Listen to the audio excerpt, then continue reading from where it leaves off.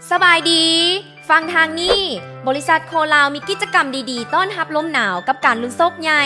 เพียงแต่ทานมีใบปลิวโปรโมชั่นต้อนรับลมหนาวของทางบริษัททานก็มีสิทธิ์ลุ้นรับรถเกียร์โซลูโตและรถจาก X1 ทันที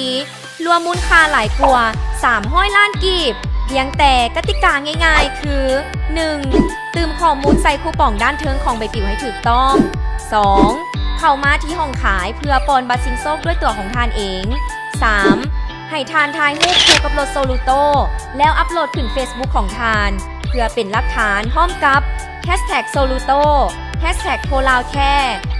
ครบเครื่องเรืองรถพร้อมเช็คอินที่ห้องขายโคลาวหรือโคลาวแค่ทั่วประเทศอย่าลืมอย่าพลาดกิจกรรมดีๆแบบนี้หาใส่บ่ได้อีกแล้วสอบถามข้อมูลเพิ่มเติมได้ที่เบอร์ call center 1888โคลาวแค่ครบเครื่องเรืองรถ